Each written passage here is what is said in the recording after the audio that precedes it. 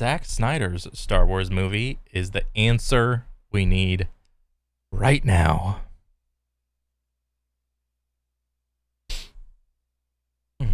All right. We would be honored if you would join us. Oh, yeah. Hey, what's up, guys? Welcome to another vid. Now, typically, I only cover Star Wars stuff, right? But this is something that really treads on the line of Star Wars and something that I still would like to talk about, even though it's not quite Star Wars. So, back in like 2013 or 2014 or something like that, and we're going to find out probably from this article, Zack Snyder, the guy who made arguably the best Superman movie ever, Man of Steel, and of course Justice League and this and that. He also made 300 and a few others. Actually pitched an idea for a original Star Wars film or project or trilogy at Lucasfilm years ago. And this was when Disney owned it, like it wasn't George's anymore. It was Seven Samurai in space, and a Star Wars movie was my original concept for it. I knew that the origins for George were a lot of those Kurosawa films. I was a big Kurosawa fan, so it made sense as a concept. A really simple story, kind of clean. Good versus evil. That's all I want. Just a good Star Wars movie. You know? Really simple. You know? It doesn't got to be, you know, all this political, this, social, that. Please, man. Just give me a good Star Wars movie. The sale of Lucasfilm to Disney had just happened. This was around 2012. There was that window where, you know, who knows what's possible. I was like, I don't want any of your characters. I don't want to do anything with any known characters. Yeah. I just want to do my own thing on the side. And originally, Ooh, his own thing on the side. That's interesting. I was like, it should be rated R. That was almost a non-starter. Ooh, rated R as an automatic. That's it. Honestly. Like, I have no idea why there hasn't been like a rated R Star Wars like at all ever. Like, I don't even know if any of the books, even like the Legends books, like wrote anything in there that could have qualified to be rated R, even in the books. But yeah. I knew it was a big ask, to be honest, but the deeper I got into it, I realized it was probably never going to be what I wanted. There was a vibe of, we have our own ideas about what we want to do with the Star Wars universe. You have an idea about a Star Wars movie, go do that as a fan film. Now, there's always going to be this, I want it under the official umbrella versus it's just a really good fan film. That's always like a thing. And it's like, if you do it under the official umbrella, you get like more money to do it or whatever. And then if you do it as a fan film, you get less money. And then when it comes out, it'll be like, all right, but it won't be like exactly what you want, or, you know, stuff like that. Personally, I like the idea that he doesn't want to use legacy characters that George Lucas had created. Yeah. He's probably pretty... You know, whenever you're like a director or whatever, and like you're trying to do a story, you know, it's okay. Just make a new story with your own characters if you think the characters will be good. Pretty skeptical of his own, you know, of the backlash that comes with that, and he doesn't really want the responsibility of handling characters that George Lucas, you know, gave the baton to Disney to do to, you know, continue. I think there's a lot of pressure that comes with that, and it takes, you know, a certain person, really only select few people who can really understand those characters, and of that, of course, Dave Filoni. So, in my opinion, I think it's really cool that he just wanted to do his own thing, but inspired by the world of Star Wars, and still to be Star Wars, maybe just at a different time. So they rejected it, long story short, and then he went to Netflix, and now he's actually making the movie, and it's filmed, and I think it's coming out like sometime this December or something. So even, you know, like 6 months away or whatever it might be. Oh my God, it's actually being made, and it's in the process. That's so cool. Talking about this is because, first of all, this was a story that was intended to be originally for Star Wars, and it is being touted all around the world as a Star Wars sort of inspired film or project. Now, personally, I know a lot of you guys like Star Wars Visions. Now, it's not Star Wars per se, but is it? Star Wars Visions Season 1, a couple episodes were okay. It's literally impossible for me to watch Visions 2. It's like it's too much like childlike or whatever. The stories are probably good for the intended audience, but I'm not the intended audience, so it's whatever. Inspired by Star Wars. And this is going to be the closest thing that we're going to get to a live action Visions that probably feels more like Star Wars than some of the Star Wars projects that we've been getting. Now, personally, I'm a fan of Man of Steel. I think it's one of the best movies out there. Definitely the best Superman movie in my opinion. I mean, all respect to Christopher Reeve, but Man of Steel was really something else and something special for a modern time. I do believe Zack Snyder is an extremely talented director and writer, so I'm a fan of his work, and I think that this Star Wars inspired project called Rebel Moon, which sounds Star Warsy in and of itself, is something that is going to really blow the world away and make us understand that, hey, Disney doesn't really hold the only reins to Star Wars stuff. Yeah, maybe, the logo, but if they don't do well with it, and if they don't respect what George created, there are going to be other big hitters that come out there, like Zack Snyder. And one day, myself, one of my goals is to create something very, very Star Wars inspired with other fandoms and stuff like that, and create my own story. And that is what Zack Snyder has gone and done, and I'm really inspired by it. It's something that I've always wanted to do, and I can't wait to actually see the film. And I'm thinking I'm going to cover that probably on this channel too, because to me, it just seems like something. Bro, how awesome would it be if it was just a bunch of like, if it was just like 300, but in Star Wars?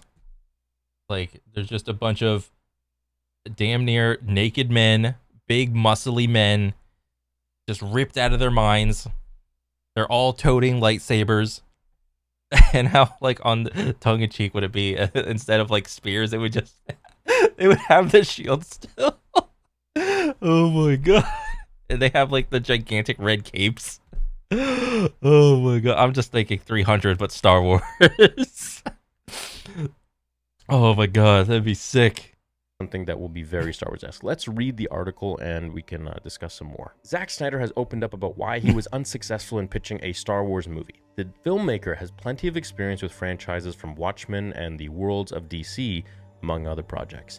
Yet his adaptations of those properties maintain his unique storytelling style. In a new interview with Empire, Snyder reiterates that he didn't pitch a Star Wars movie while he was finishing work on 2013's Man of Steel, but found himself at odds with Lucasfilm's direction for its franchise. His film was conceived as Seven Samurai in Space, in reference to Akira Kurosawa's 1954 classic film, which was also an inspiration for George Lucas when he was creating Star Wars. If you haven't seen the film, subtitles, black and white, beautiful film, highly recommend it, and you'll kind of understand where George got the idea of the Jedi and this and that, just for a different era. I knew that the origins of George were a lot of those Kurosawa films, Snyder noted.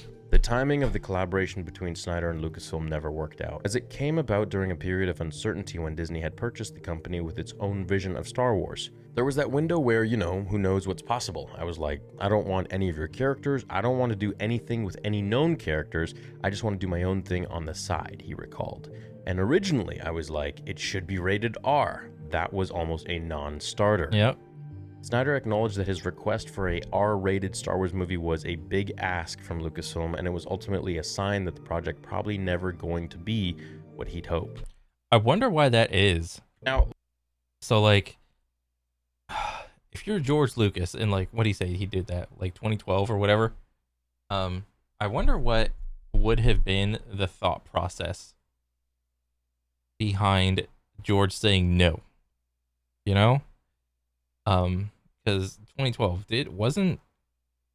weren't like all the like episode like 1, 2, 3 weren't all those like done, or I think in 2012 or whatever, weren't all the prequels like done with? So then Zack Snyder was just like trying to come in and be like, hey, let me make one rated R.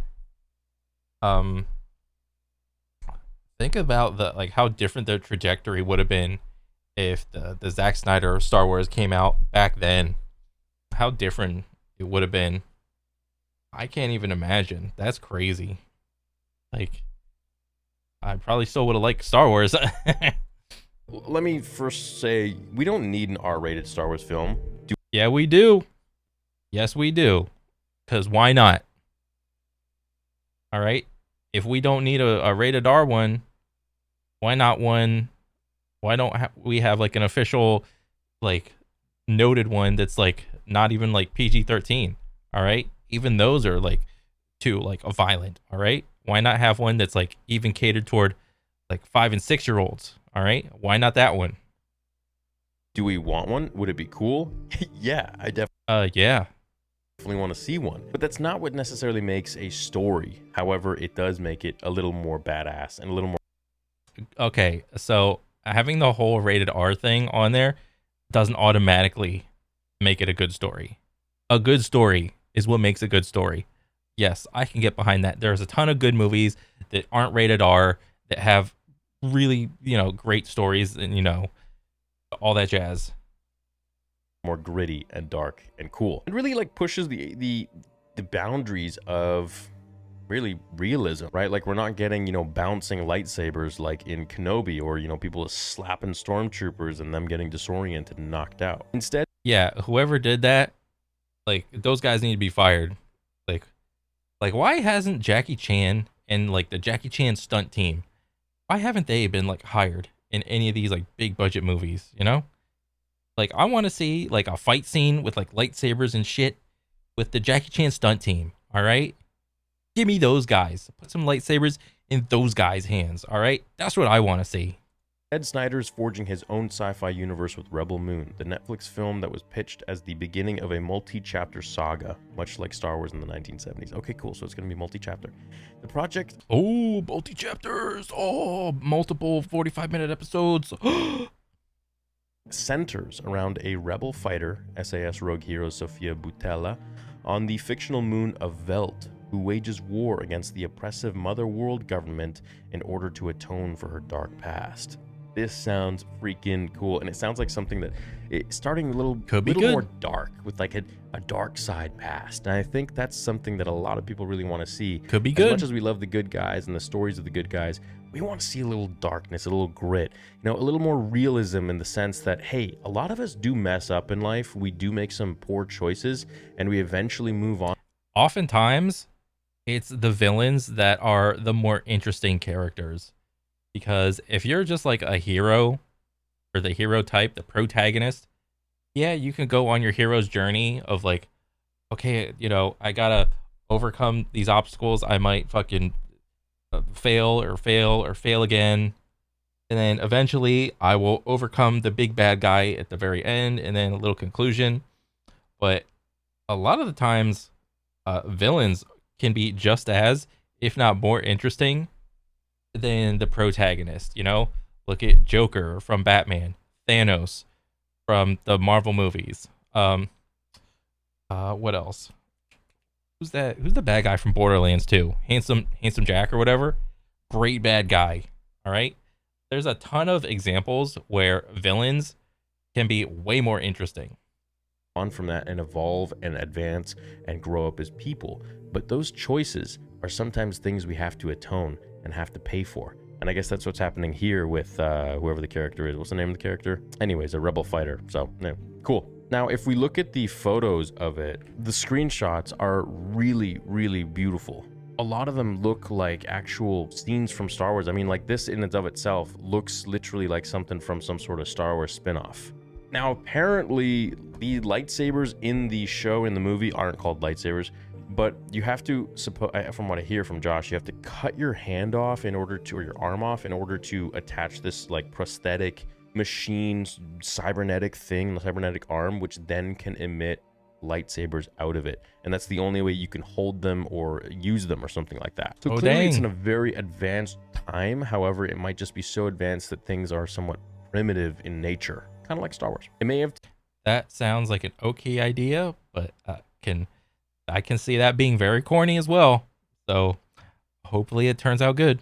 Taken almost a decade for Zack Snyder, but he has finally made that film out this December, and he's called it Rebel Moon. It remains Zack Snyder's Star Wars, but it's also Zack Snyder's Seven Samurai. It's Zack Snyder's Excalibur.